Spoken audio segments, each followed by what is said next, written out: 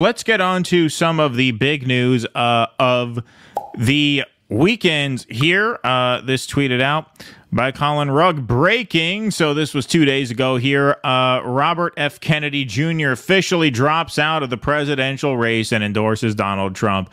Yeah, we are a couple days late on this because this happened on Friday after our big 4-day marathon. We were not going to do a stream on Friday, so this is slightly old. DueDissidence. Yesterday's news tomorrow. That'll be our slogan for the week.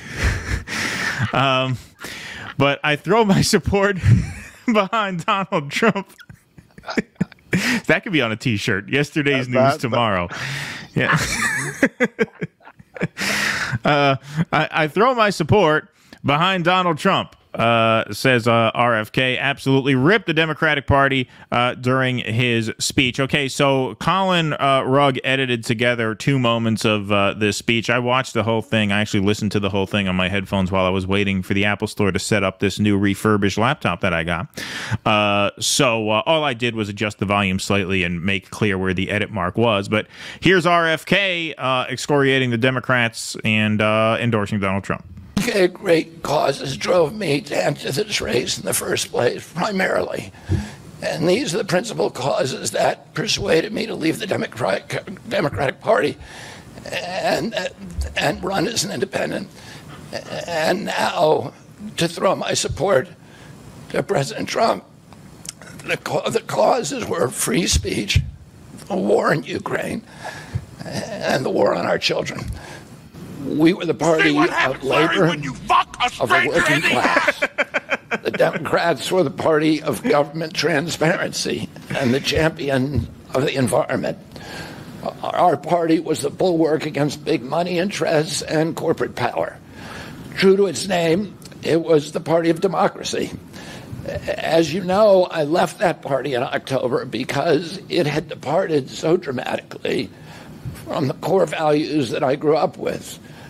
It had become the party of war, censorship, corruption, big pharma, big tech, big ag, and big money.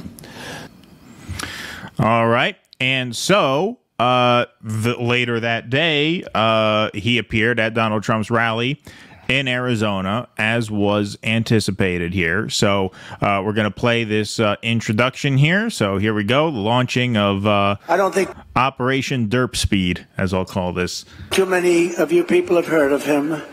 He's very low-key. He's a very low-key person, but he's highly respected.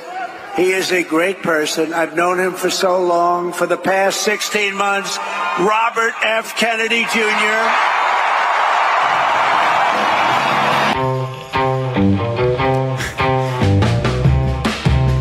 We're not getting sued by the Foo Fighters, folks. We're using our this is our go-to copyright-free track.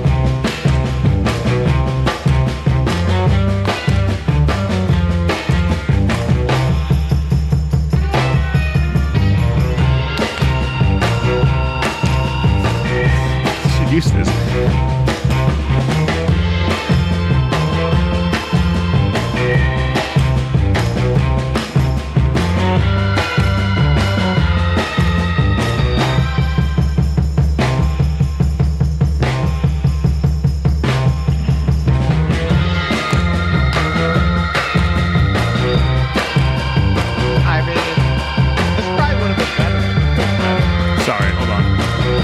What was that? This probably would have been better than the Foo Fighters. It would have been. I mean, the Foo Fighters are horrible. What an overrated band, as I mentioned before.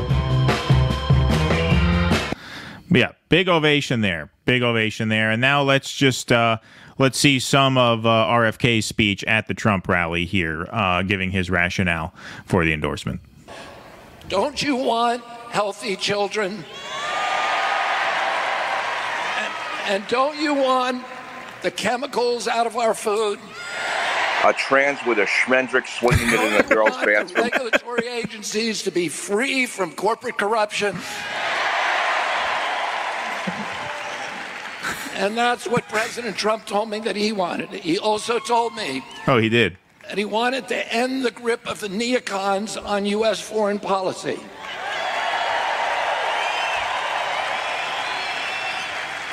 He said he didn't want any more $200 billion wars in Ukraine that we could use that money back here in the United States.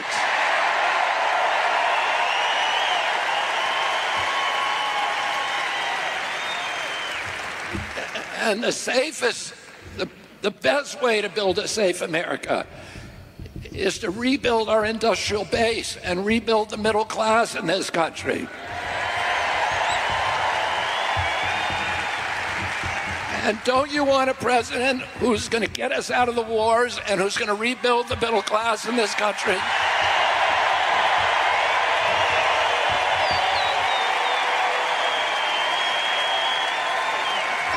He's a poet warrior in the classic sense. He told me that he wanted to end the censorship because the whole basis of American democracy is the free flow of information. And we know that a government that can silence its opponents has license for any kind of atrocity. And can you think of any time that you can look back in history and say that the people who were censoring were the good guys? He told me I fucked better than him. I mean, I'm sure he told you a lot of what you wanted to hear. He wants your endorsement in a very close race. Look, you know, I've been pretty open for a long time. I believe the first time I actually said this to an audience was when Pasta had us on Jimmy's show, when he talked about lesser evilism. You know, this was right after October 7th. This was before Trump made his Israel policy going forward as clear as he has since. Back then there was a hope that maybe he had such a hard on for Netanyahu that he might give Netanyahu a hard time when he got into office. No real reason to believe that, but at least there was some sort of like possibility of that. But I said, look, you know, Trump probably is the lesser evil in this race on the Ukraine front alone, as Noah said. You know, I consider Kamala to be, you know, voting for Kamala is like playing Russian roulette with 6 bullets in the chamber. And Trump's like playing Russian roulette with 5 bullets in the chamber. So it's one thing to say, hey, gun to your head, you have to choose A or B. Which one are you going to choose? It's another thing to actually go out and endorse a man like this. And let me just say something, and look, there's subjectivity here, but I don't think there needs to be much subjectivity here.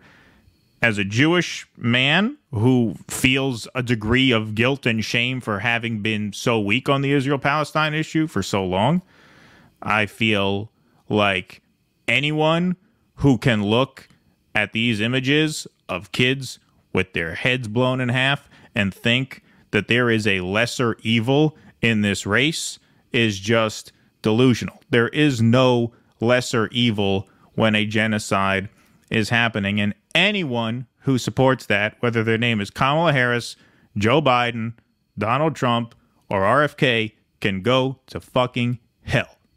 Period. The other part of this that I don't like to bring up too often because there's subjectivity here, but I don't like to bring up this stuff too much, although when you're a parent, you tend to mention your kids a lot.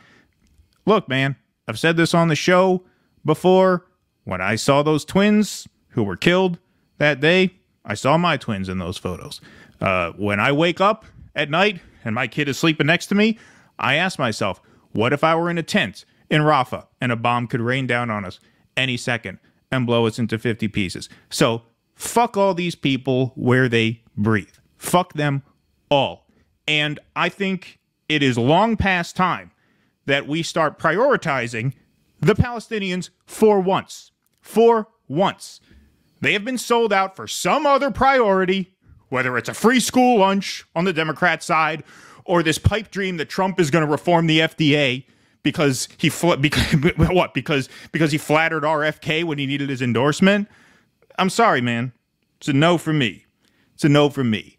This is delusional, and even where it is not delusional, I'm sorry. Like, it's time to not rank the Palestinians underneath another issue.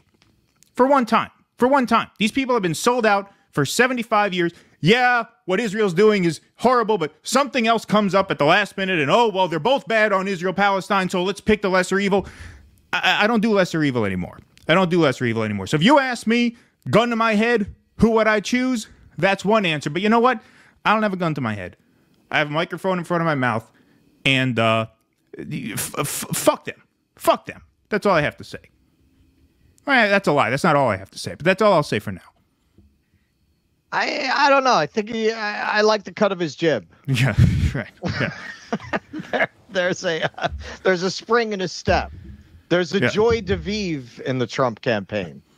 That's how I would describe now, it. It's like now there is, for the first time in a while. What I'll say, one thing is just like from a purely like political standpoint as a pundit, I don't think Trump gets much of a bounce out of this. He might get a small bounce. And look, in a state like Pennsylvania, you might only need a small bounce, and that could be the whole election, right? So we don't know how it's going to shake out in that way. I think short term, the Trump campaign finally stole a news cycle from Kamala Harris, which they have not been able to do for a month. The news has been all Kamala all the time for a month, and so this finally broke that a bit.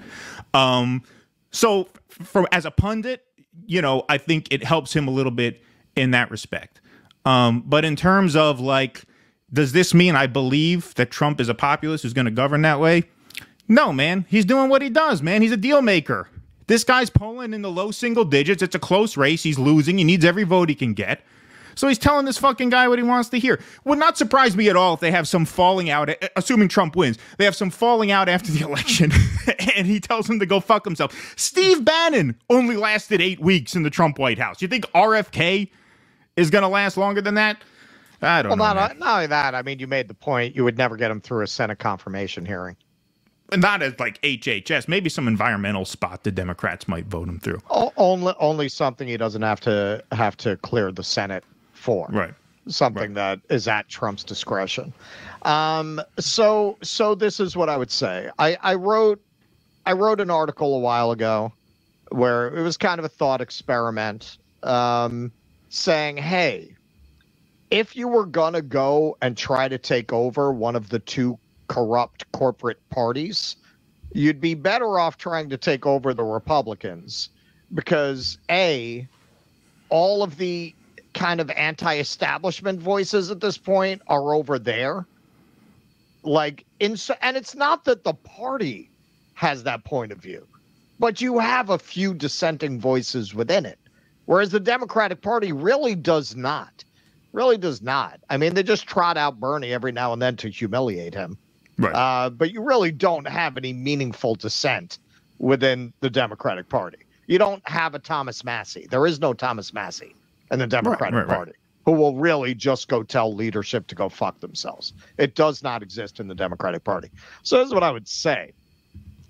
If you are a political actor who wants to remain within the duopoly, I would say to try to fight the Republicans on the things you don't agree with, and try to encourage the voices that you align with, because you have a better chance of actually getting your people elected with the Republicans, because at least thus far the evidence is they don't rig their primaries.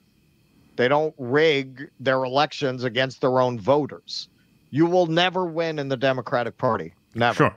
So if you want to play that game, which we don't, I'm not advising it, but if you want to continue to play two-party politics, yeah, go join the Republicans. Go join the Republicans and go align yourself with the dissidents within the party and try to push them on, if you have issues with them, it's probably on certain cultural and economic issues, and try to push them more in that direction. And frankly, because their base at this point is more working class than the Democrats' base, they have more reason to listen to you on economics. It won't happen overnight, but this flip happened in the past. The Democrats were the Republicans were the Democrats. They flipped. It has happened, and for the same reason. Their voting bases changed. So they had to shift their politics to suit their bases. The Democrats wound up with all these dirt poor farmers from the Western expansion who had been left out of the prosperity, and the Republicans wound up with the East Coast bankers who funded the railroads. So they switched bases and they switched politics. It can happen again. But it's not going to be in the next election cycle. Like, if you want a long-term project of working within the two parties and transforming one of them into a left party, yes, at this point you are better off trying to push the Republicans left than the Democrats. You have a better chance of that working. Now, again, I'm not recommending that. I'm just saying, if anything, within the two parties, that's a better way to go. In terms of Donald Trump, we've seen him govern already. Remember how he was going to crack down on the hedge fund managers? Remember how, we're going to have beautiful health care. If it wasn't for fucking John McCain, he would have stripped Obamacare. Forget about going ahead and creating more health care. So we've already seen this movie. We've already seen what Donald Trump will do in office by comparison to what he says. Now, in keeping with what Keaton says, and I agree with this, yeah, you got a better chance, not 100% chance, you got a better chance of not having World War III with Trump, because I've always said this instinctively, he doesn't like war. He doesn't like it. He sees it as wasteful. I believe, based on Bob Woodward's book, that he doesn't like calling the Gold Star families to tell them their kid is dead because of a decision he made. I know he's supposed to be the most evil person on earth. He's New York real estate evil. That's nothing compared to deep state kind of evil. He's not comfortable with deep state kind of evil. He's not comfortable with it. So yeah, you got a better chance. Like, yeah, gun to head. Sure, I would vote for Trump. I think the idea that Trump is, harbors all these secret agendas regarding Israel, that's the same thing the Kamala people say. Oh, yeah, nah, just wait until she gets in power. You know, when people show you who they are, believe them. It's the same shit. Well, he says, I gave you the Golan Heights. I gave them the Golan Heights. I gave them East Jerusalem. Exactly. Yeah. What did he do in regards to Israel when he was in power? Right. He said he was going to be a Zionist, and that's how he governed. There is no reason to think that he gets in office, he won't govern that way again. And that's not to say, look, people say he would be worse. I don't know how much worse you can really be than genocide. Well, that's what I mean. There's no lesser evil. I mean, there is no lesser evil. There's no lesser evil. There's no lesser evil. It's you take a flyer or you don't. But how do you look? This is another thing, and this is very subjective. And this I understand is alienating. Okay. I honestly do not really care what happens to this country at this point. I mean, I'm sorry.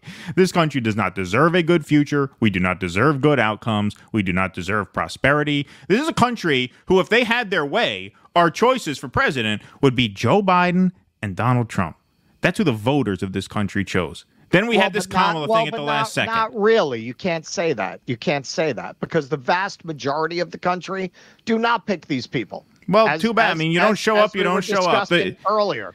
Well, the country is in a we are in a daze right now. The country has, George Carlin said, you see a lot of people walking around and they got this over their head. That's the country right now. The country is just sleepwalking to its own demise. Go out and ask voters what they think. We're going to do, Russell and I talked about doing this. We're going to do, maybe when the weather warms up, or maybe even this fall. This will be a good election season thing to do. We were thinking of launching a sort of mini podcast within a podcast called the Touching Grass Podcast, where we go out on the street, random places, and interview ordinary people and what they are thinking about. And what James Carville said was true. Gaza's way down on the list. It's way down on the list. How? Tell me this is a country that is more concerned with, on the left, free school lunch, legal marijuana, even abortion rights. AOC just gave a disgraceful interview to somebody. I don't know who they were. This broke right before it went on. Otherwise, we would be covering it. Talk about how, our party's terrible on Israel-Palestine, but, we have to think about people who are bleeding out in emergency rooms here because they can't get abortions that they need. Well, that's what it means. You're kidding me, really? That's what you mean. I mean, this is what we're talking about. This is what we're talking about. Like, at what point do you say we've had enough of backgrounding this issue? You have defenseless people in an imprisoned area with no way out, being bombed, being shot, being policed, being starved. At what point is that not the priority? And at what point do you say that a country that is just completely oblivious to this for the most part, right? Completely indifferent. I shouldn't say oblivious. Indifferent to this for the most part. You're telling me a country like this deserves a good future? I'm sorry, I don't buy that. Now, I know that's not a slogan to run on. I'm not running for anything. I'm doing a podcast. That's the way I feel. That's why I said it to Thomas Frank. And that's what I think people need to hear. So I admit I'm not invested. That's one of the reasons why I'm not a lesser evil voter, because I'm not invested in good outcomes for this country that would allow the government to massacre an imprisoned population with no consequence. And most people don't really give a fuck. Okay. All right. So hey, man, I'll do you one better. We are responsible for countless deaths in multiple countries. Sure. Far beyond Gaza. Absolutely. Over decades and over a century, really, from the Mexican War on down. Right. We are responsible for countless injustices as a nation. And if you listen to Harris's speech, that was one thing that struck me, how imperial a speech it was. We are lucky to be Americans. Like, that was some Roman ass shit right there. Like, we're going to maintain the most lethal fighting force, and we are lucky to be Americans. That was some Imperial Rome kind of shit. Absolutely. So yes, I'm with you there. But this is where I have compassion for the American people. The more you dig in, the more you learn about kind of the hidden history of the 20th century and how much of a role PSYOPs and intelligence agency black ops have had to do with brainwashing the public, propagandizing them, making them really incapable of thinking, hiding from them real knowledge and understanding of the nature of the country and its role in the world. I can't entirely blame people who are just struggling, trying to get by and raise their kids for not doing what we do, and that we have the luxury of doing. Digging and digging and digging to get to these kinds of truths. Do they really deserve that? No, but as a political entity, right? What I'm talking about is, as a political entity, the country is finished either way. I mean, it's done. It's over. It's an empire in decline either way, right? So, I mean, can I say as a political entity, this is a country that should be parsing the difference as to which crumbs are going to fall from which table and who's going to eat them and who's going to benefit and at what cost? I mean, in terms of this election, what are you talking about? You're talking about a hopeless election, right? And so, like, what is the point of litigating who the lesser evil is? How could there be a lesser evil in this circumstance?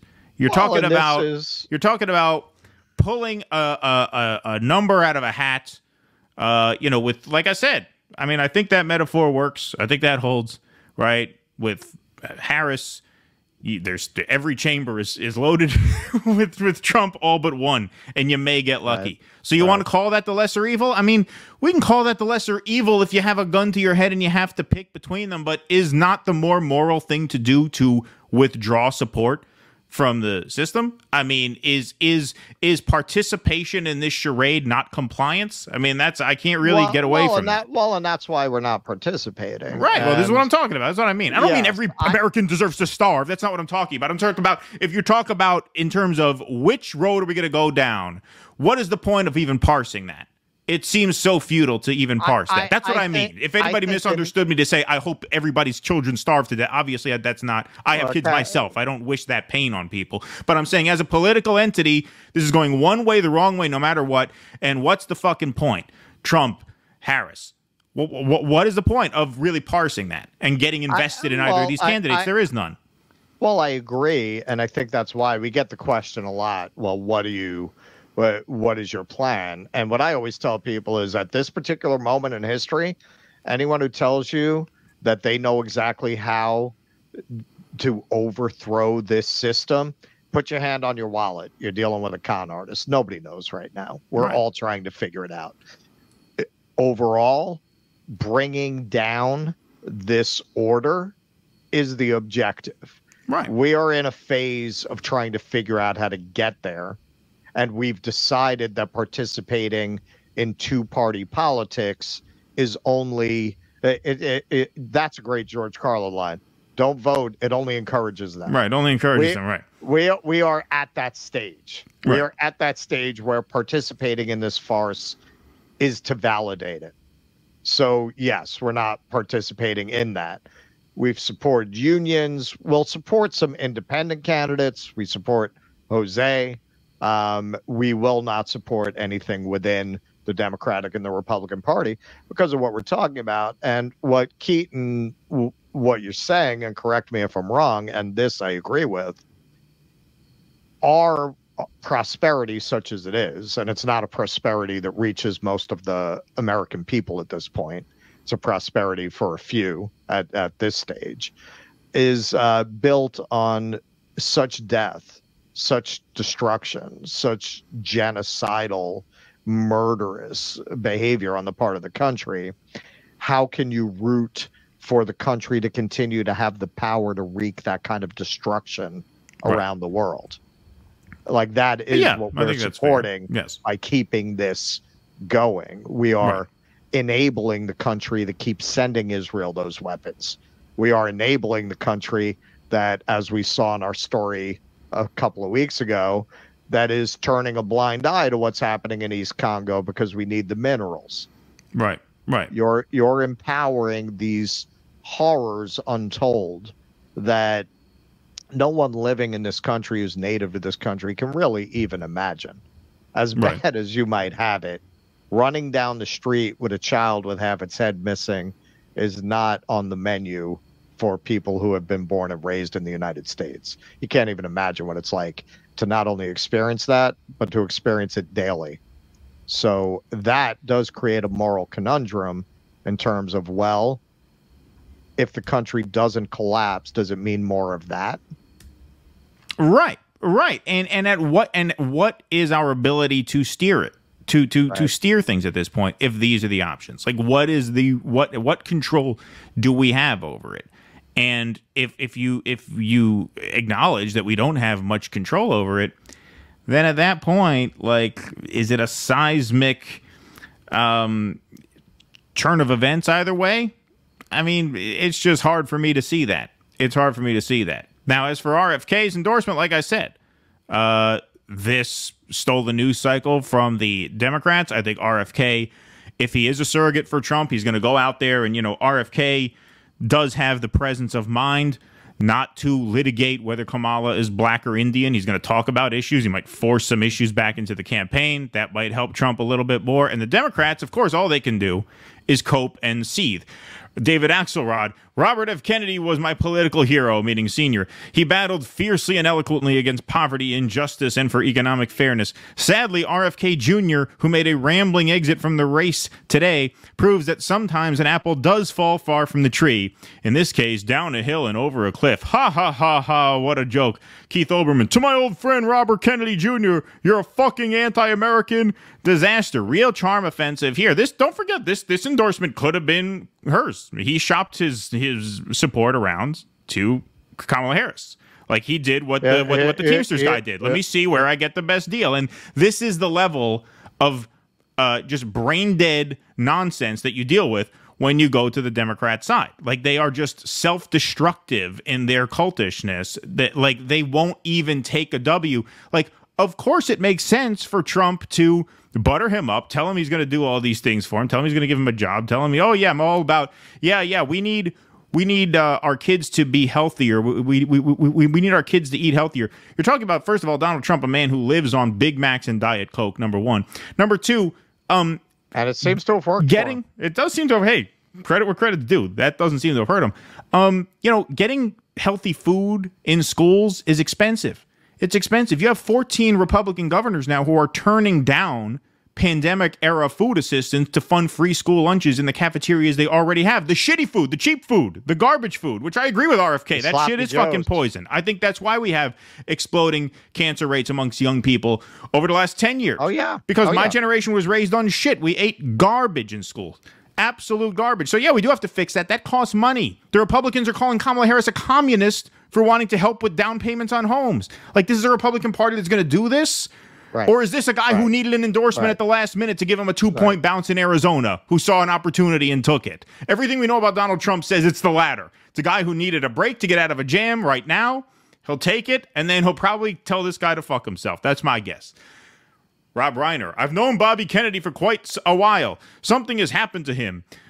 Something's happened to him. Maybe it's the worm that got into his brain, but saying Trump will protect your freedoms and keep America from becoming a totalitarian state, he's out of his fucking mind. And then, of course, the Kennedy family issues their statement of condemnation. So, I mean, look, this is just, it's political impotence on the Democratic side that this was allowed to happen. Think about this. Think of how you have jumped the shark as a party when Democratic royalty goes from running in your party to running as an independent to endorsing not just any Republican, but Donald Trump, the most loathed Republican in party history. I mean, think of how bad you have to be to drive him to that point. So don't get me wrong, folks. When I say there's no lesser evil, this is as much an indictment as the Democrats as it is of Trump. But, you know, they drove him to this because this is a party that is, they are the most incurious people on the planet. They want nothing. They don't want to hear a thing from anybody that does not conform to their view of the world, hook, line, and sinker. Well, because they think that they have the one true religion. Right. It really is like a religious belief. I was talking the other day about how when, the Goodman is the really respected theater in Chicago, and they're doing Inherit the Wind during the election season, and of course they are. Of course they are. Libs love Inherit the Wind because that's their favorite story. Yeah. Smart, the modern people versus the retros. People versus the dumb hicks and the redneck with their Bible and their guns. They love that shit. They love that story. That's why they keep reviving To Kill a Mockingbird. They fucking love that story. They love any story about educated people triumphing over the deplorables. Right. That's it. Right. That's their whole thing. And that's why I believe the science, right? Because that the deplorables don't believe the science. We believe the science. And that makes them incredibly easy to manipulate. All you have to do is tell them this is what the experts believe. And they will, to your point, they will go no further. They will do no independent research. In fact, they've been conditioned to mock people for doing research because they're not qualified to do it. Why are you questioning the experts? You're not a scientist. You're not a doctor. Why would you investigate? What are you, stupid? That's it. They're mindless, just absolutely mindless. And they're dangerous. They scare me. They really do. When you have people that easy to control, there's nothing you can't convince them to do. Please clap.